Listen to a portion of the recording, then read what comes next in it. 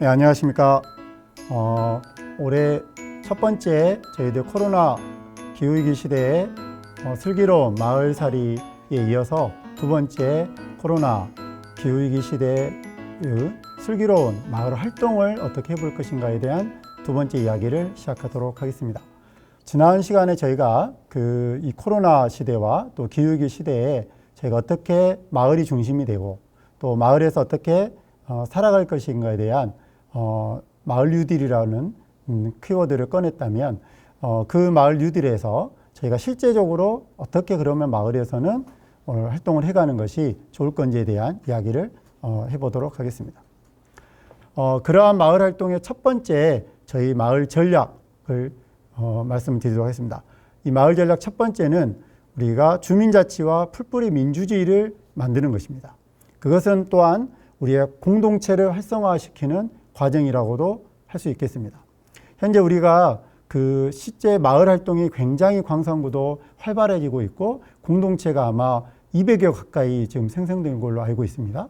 또 21개 동에 현재 한 50% 정도가 주민자치로 전환을 하고 있는 상태입니다. 그럼에도 불구하고 왜 우리의 마을의 변화는 아직 더딜까요? 그래서 첫 번째는 저는 끼리끼리의 이 수준을 넘어서야 된다고 봅니다. 뜻을 같이 하시는 분들이 공동체를 이루는 건 맞지만 마을이라는 곳은 그런 공동체들이 다양하듯이 엄청 많은 다양한 공동체가 생기듯이 주민들이 살아가는 방식과 생각의 가치 수준은 너무나 다양하죠. 생각하는 것도 세대도 다양하고 어떻게 해야 될 것인가. 즉 우리가 코로나의 문제를 봤을 때도 재난지원금을 지원하자고 했을 때도 여러 가지 의견이 나옵니다. 돈 있는 사람들한테는 주지 말자. 없는 사람한테만 주자. 아니다. 모두 주자. 사람이니까. 또 우리 살아가는 주민이고 국민이니까. 또 내지는 경제활동이 힘들어지는 지금 자영업자한테만 지원을 하자. 월급 받는 사람은 주지 말자. 그러니까 이런 여러 가지의 생각의 가치가 다를 수 있죠. 아이들 돌봄이 많이 필요한 데는 돈을 더 줘야 된다. 이런 의견들이 있죠. 근데 그런 의견들을 서로 모아가고 하는 건데 생각이 다르다고 해서 배척하고 하기 시작하면 마을의 문제를 온전하게 풀어가기는 힘들 것입니다. 그래서 저희가 이제까지의 화면에 보이듯이 점으로 만들어진, 즉 자기의 뜻한 사람들이 좋아하는 사람들끼리 하고 싶은 사람들끼리 모여서 하는 점이 만들어지면 여러 점이 찍혔다면 이 점들이 연결돼서 선을 만들겠죠. 그래서 어때요? 네트워크라는 걸 만들기 시작했습니다. 저희가 여기까지는 광산구도 훌륭히 잘 오는 것 같습니다. 그간에 마을 활동을 했던 통장님들이나 주민자치위원들이나 바르게 살기 등의 새마을운동의 자생단체만 주로 중심의 활동을 했다면 새로운 마을 활동가들이 많이 나타났습니다. 그것의 첫 번째는 제가 봐서는 주부활동가들, 또 아이들을 어떻게 키울 것이냐, 또 내가 동네에서 어떻게 마을 일을 해갈 것이냐는 새로운 사람들이 탄생을 했습니다. 그게 기존의 멤버들과 또 새로운 멤버들이 갈등도 일어나기도 하고 또 융합되기도 하고 이런 과정이 있는 것 같습니다. 그것이 선으로 연결되는 지점에서 나타날 수밖에 없는 당연한 현상이라고 저는 생각을 합니다. 여러 가지 생각을 가질 수 있고 다양한 생활의 경험, 인생의 경험이 다른 이 많은 구성원들이 살고 있는 마을인 만큼 이 마을 구성원들이 서로의 생각과 가치를 좀 더 뛰어넘어서 서로 끼리끼리가 아니라 그 끼리끼리를 넘어서 서로 뜻도 마음도 맞지 않는 사람들과도 이웃들과도 이거를 해결할 수 있어야 됩니다. 그래야 진정한 마을의 변화는 이루어질 수 있을 거라고 생각을 합니다. 그래서 이 선이 이제 면으로 만들어져서 우리 동네를 전체적으로 볼 수 있는 시각이 필요합니다. 그래서 우리 동네에 돌봄의 문제, 의료의 문제, 환경의 문제, 복지의 문제, 교통의 문제 이런 것들을 같이 해가는 주민의 주체들로 성장을 해가야 합니다. 그래서 첫 번째 전략으로 해서 마을의 거점 전략이 필요하겠습니다.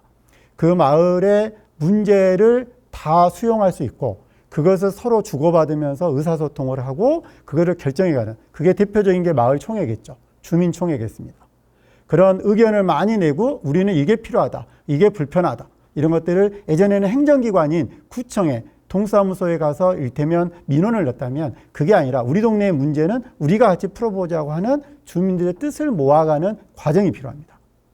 그 연습이 필요합니다. 그래서 마을총회가 매우 훌륭하고 저희가 필요한 연습의 과정, 공부의 과정, 학습의 과정이 되겠습니다. 그게 문화로 정착을 하게 되면 어느 누구나 우리 동네에 필요한 것들과 문제를 제안할 수가 있고 참여할 수 있는 구조가 만들어지기 시작할 겁니다.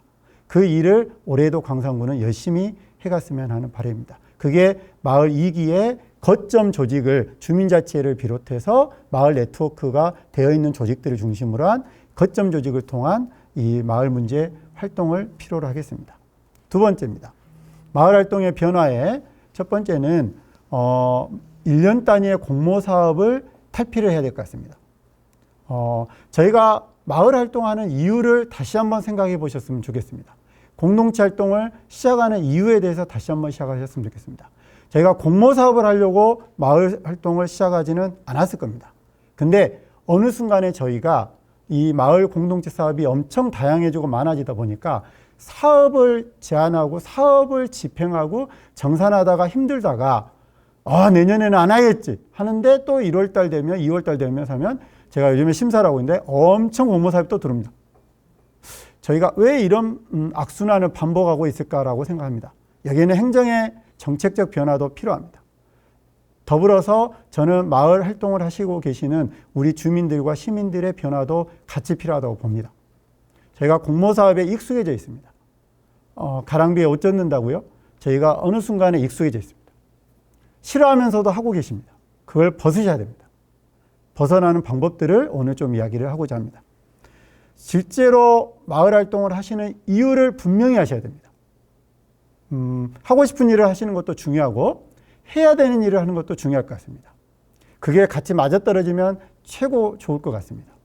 실제로 마을 활동하는 이유는 우리가 말했지만 마을의 불편한 것, 힘든 것들을 해결함으로써 과제를 해결함으로써 우리가 좀 더 좋은 삶으로 만들어가기 위한 나와 함께 우리 이웃들이 좀 더 좋은 삶을 또 살기 좋은 마을로 만들어가기 위한 활동을 하기 위해서 우리가 시작을 했는데 하다 보면 우리가 사업을 하고 있는 거죠. 그 좋아지는 과정을 경험하지 못하고 있으신 것 같습니다. 그래서 현재 제가 제안 드립니다.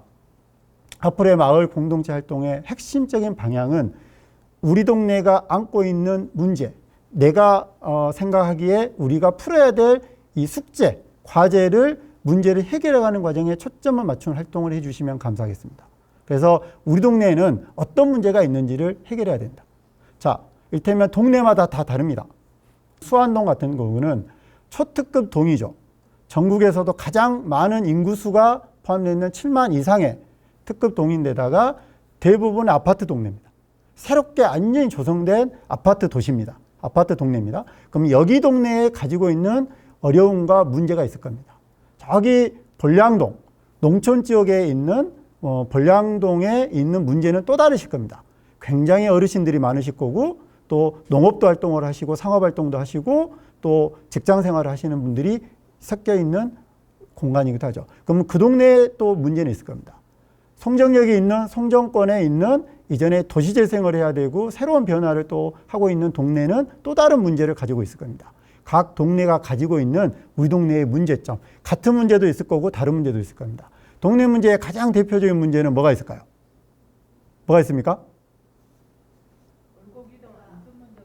네, 안전 문제, 쓰레기 문제, 주차 문제 등이 1, 2번으로 떠오릅니다. 쓰레기 문제가 가장 많이 나옵니다. 두 번째는 주차 문제입니다. 그리고 세 번째는 안전 문제입니다.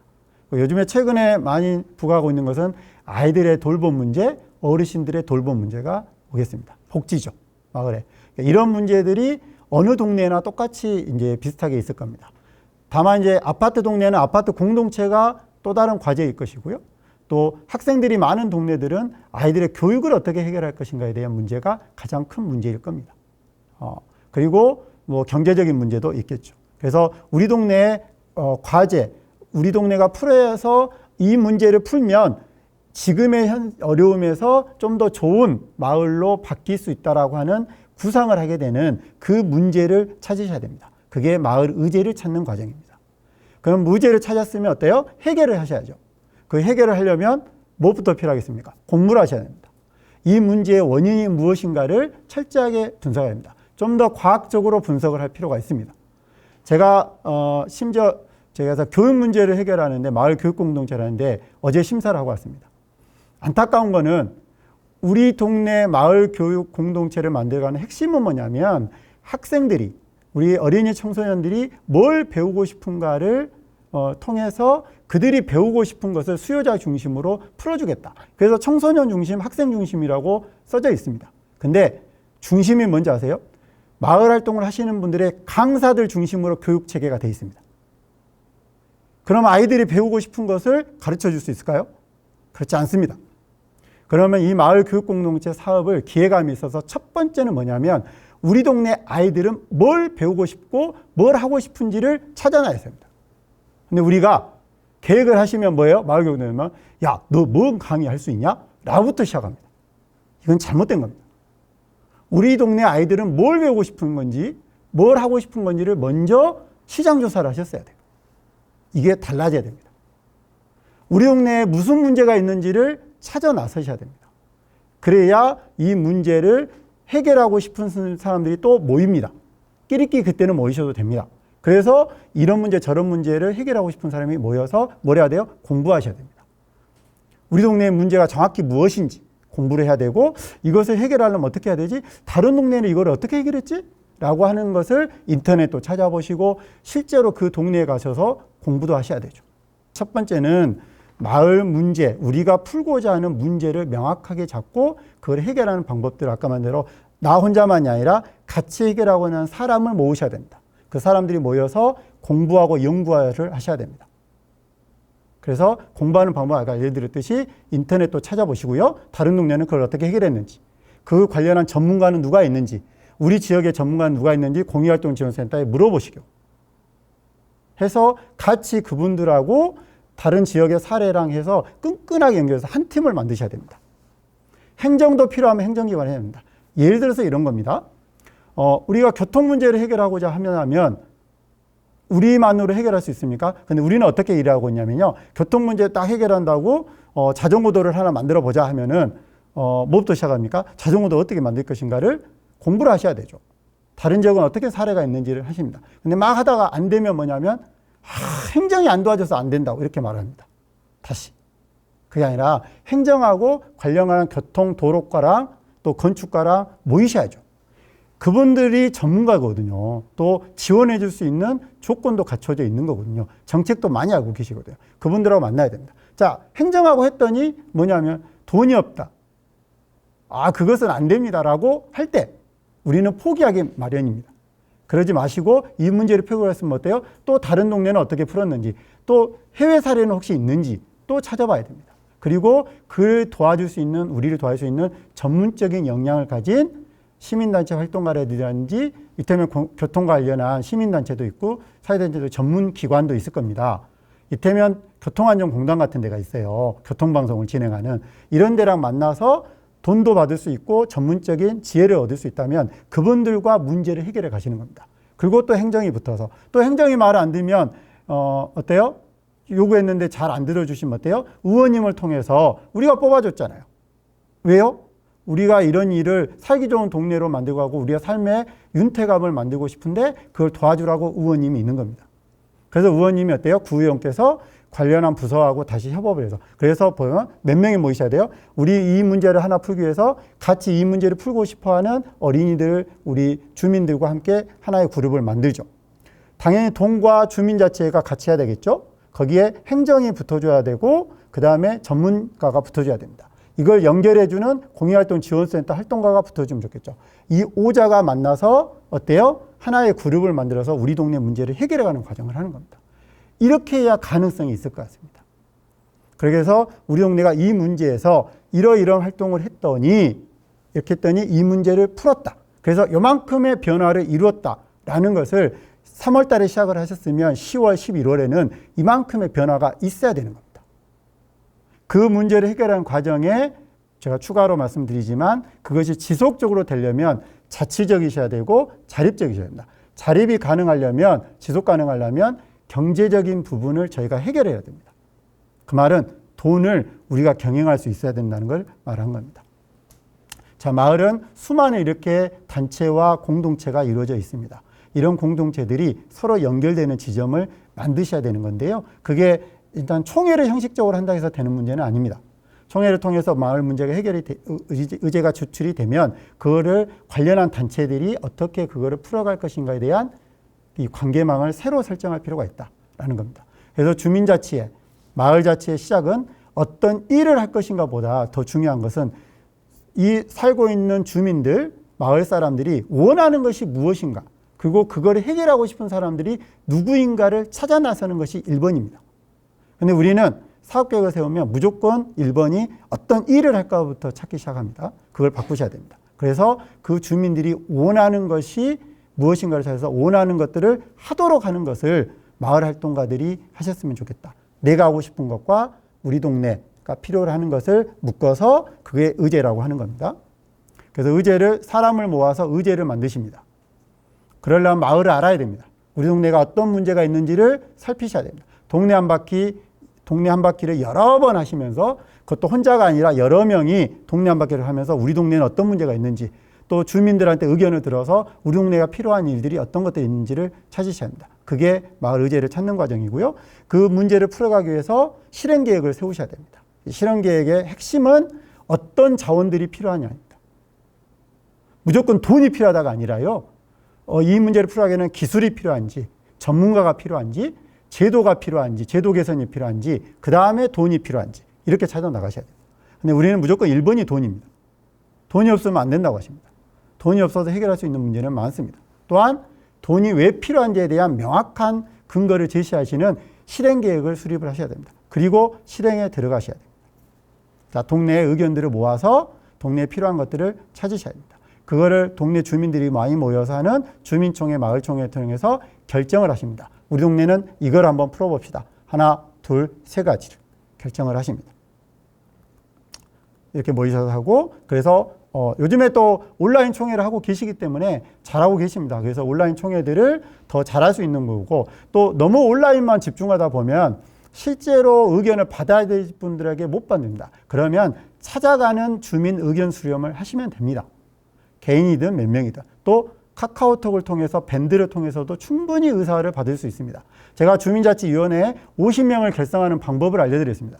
주민자치위원들은 기본 조건이 내 동네에서, 우리 동에서 내가 사람들에게 정보를 구할 수 있고 정보를 알려줄 수 있는 30명을 추천받은 사람이 저는 주민자치위원이 되셔야 된다라고 합니다. 그러면 30명씩 50명이 갖고 있다면 몇 명의 리스트를 갖고 있는 겁니까? 1,500명입니다. 그래서 카톡방에 주민자치위원 50명의 카톡방이 하나 있을 겁니다. 그러면 50명이 각각의 밴드 등 카카오톡 단톡방을 하나씩 갖고 있다면 50개를 갖고 있는 거죠. 그 50개 안에 또 30명씩이 들어있습니다.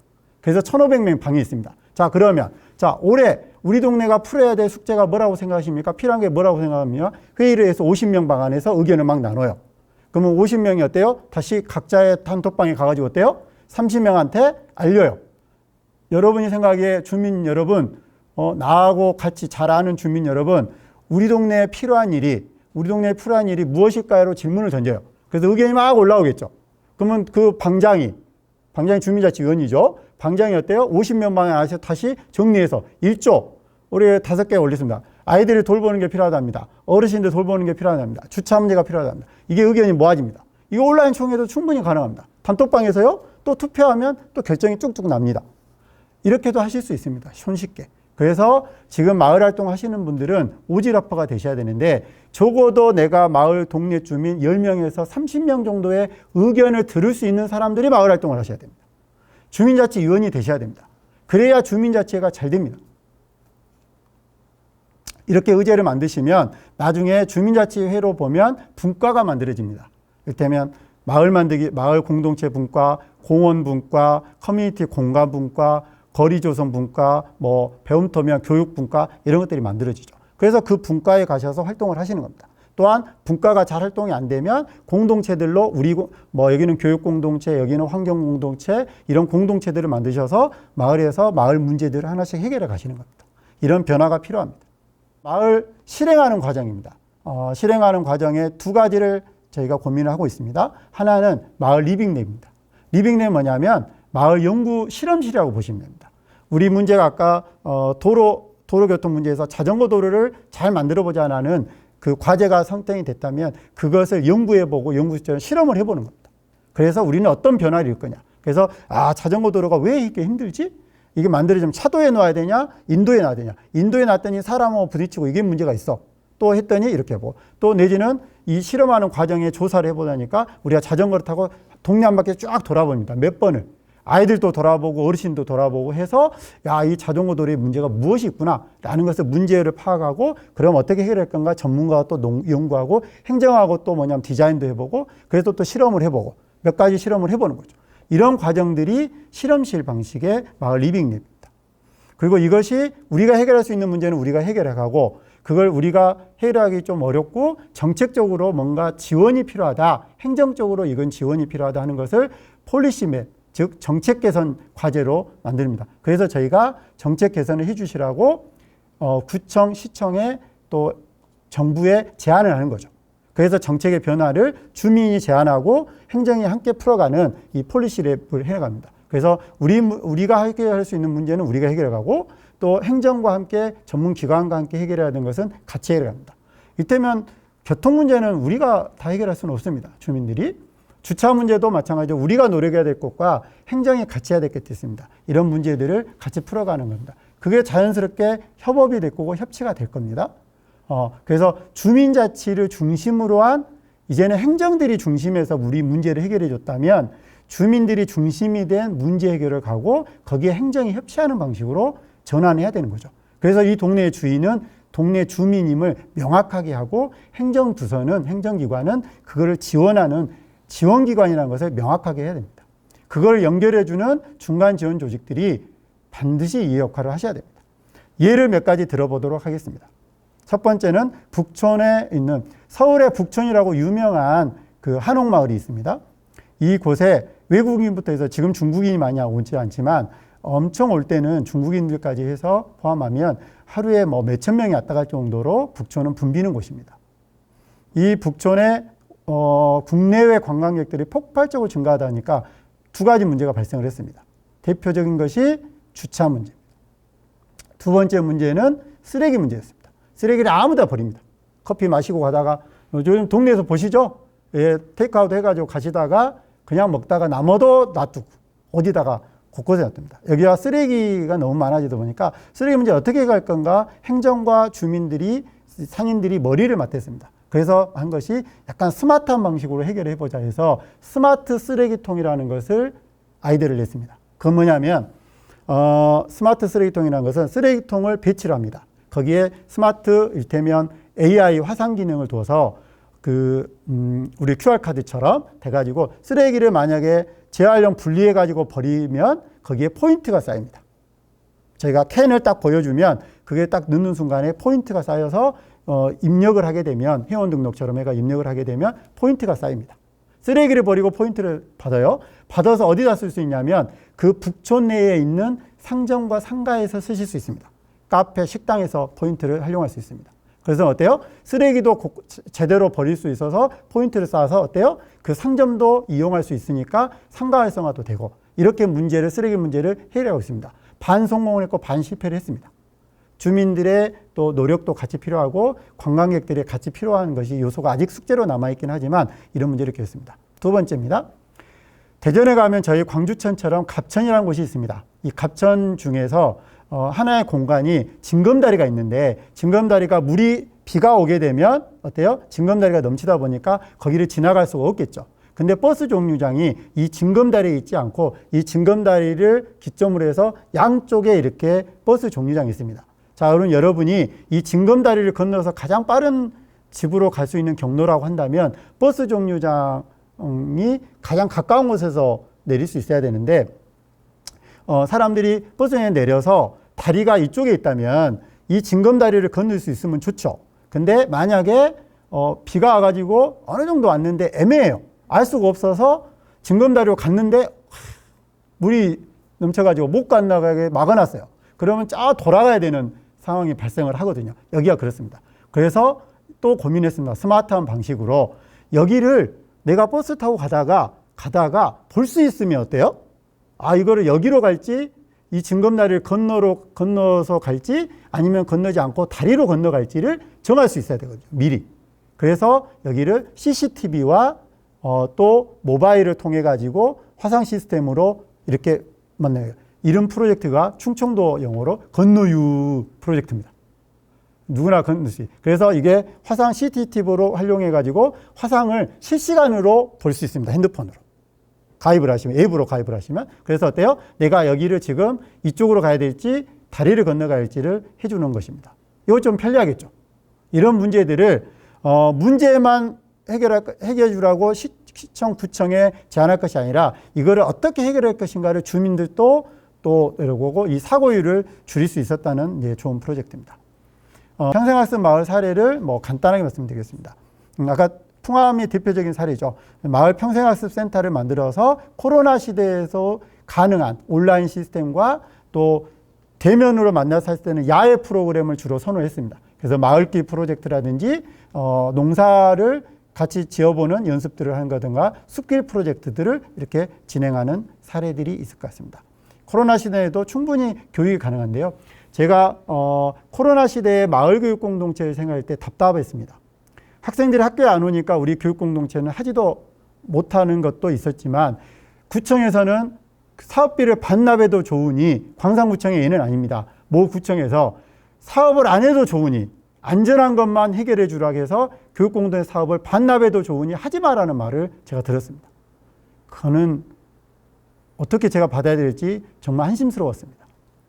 그러면 어떻게 해결해야 되냐면요. 이 코로나 시대에도 아이들하고 만날 수 있는 방법들을 고민하고 연구하는 데 돈을 써야 되지 않을까요? 그래서 다른 지역에 사례가 있다면 그것을 공부해보고 온라인으로 할 수 있는 방법들을 그런 것들을 공부해보고 연습하는 것을 마을 강사들이 습득할 수 있는 걸로 사업비를 전환했어야 됩니다. 근데 그런 전환에 고민은 하지 않고 뭐냐면 지금이 힘드니까 그게 방역의 지침에 어긋날 수 있으니까 하지 마라. 이렇게 되는 것은 우리도 뭐냐면 어려우니까 아유 하지 말아야지 이렇게 하는 것이 아니라 새로운 방법들을 찾아가는 지혜로운 방법들이 필요합니다. 정리를 하자면 저희가 이제 마을 활동의 핵심은 사업을 중심으로 볼 것이 아니라 우리가 진짜 이 일을 하는 이유를 찾으셔야 됩니다. 그것은 뭐냐면 우리 동네에 필요한 일, 또 해결해야 될, 그래서 이 지금의 문제를 해결하면 이렇게 더 좋아질 수 있을 거라고 하는 그 마을 의제를 찾으십시오. 그 문제를 또 의제를 해결하기 위해서 같이 할 사람들을, 뜻이 있는 동지들을 모으십시오. 마을의 이웃들을 모으십시오. 활동하실 분들을 모으시고 그분들과 함께 공부하고 연구하십니다.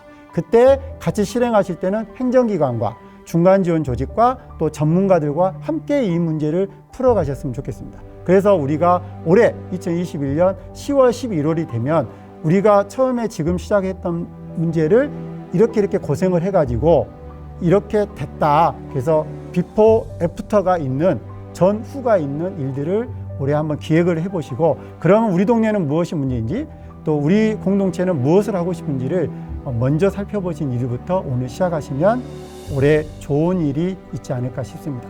그런 식으로 우리의 마을의 변화를 이끌어가는 마을 활동의 주체로서 새로운 활동의 주체로 거듭나시기를 간절히 바라면서 이상으로 마치도록 하겠습니다. 감사합니다.